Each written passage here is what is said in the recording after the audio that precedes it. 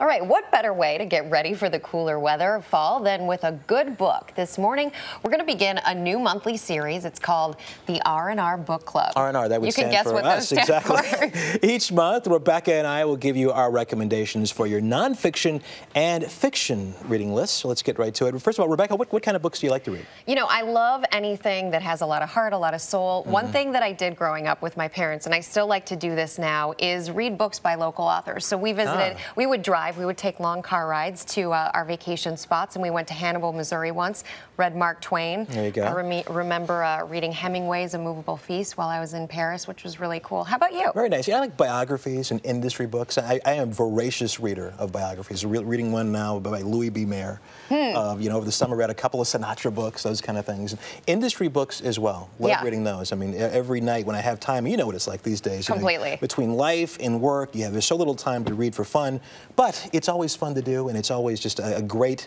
thing to do at the end of the day to kind of bring you down, bring you right back to where you should be before you go to bed. Okay, let's talk about these. Sure. First up, nonfiction recommendation. All right, so this one, actually, the author of this book, Michio Kaku, has been on our program. Physics of the Future is my pick for the best nonfiction book. It's a really cool book.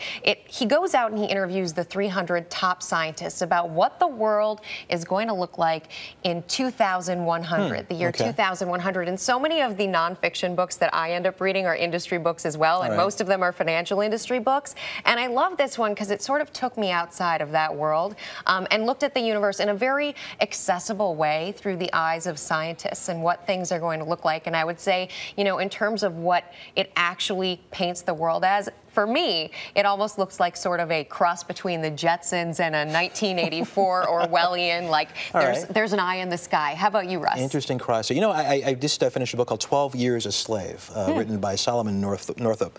He was a slave back in the 1850s. In 1840, he was a free black man living in New York. Long story short, he's duped, kidnapped, and sold as a slave. So for 12 years, he's in Louisiana as a slave. The book is fascinating in its account of slave life and what that was like. And the end of the book is incredibly uplifting. And I'm pretty detached when I read these books. Sure. But the end of this book got to me. And I guarantee if you read this, the end of it, you're just going to go, wow. It made you emotional. Made me emotional. And the other thing, too, you should know about this book, it is now being made into a movie. Brad Pitt, in the last few weeks, apparently optioned the book. And it is going to be made into a movie fairly soon. It'll be on one of our preview lists. There you go. Okay, fiction. My fiction choice is Rules of Civility. Just finished reading it by Amor Towles. Beautiful book set in the beginning of the book starts in 1937, New Year's Eve. It's just wonderfully crafted. It talks about life in New York City, follows these 25-year-old women and this very upper echelon component of society here in New York. And I just loved getting to see that because it's a very good character study and it takes you through so many paths that you would never expect. How about you? For me, it's John Grisham, The Confession. And a lot of people have already read this, so please, on the website, come on, give me your thoughts as well. But essentially, an innocent man is about to die, and a guilty man is the only one who can save him. But it's John Grisham. You know, it's thriller. It's all sort of mystery. So I'm going to dive into that this week, and can't wait to see it. And again, I know I'd read it. I know a lot of people have read it already. Send me your recommendations. What do you think about the book as I go through it?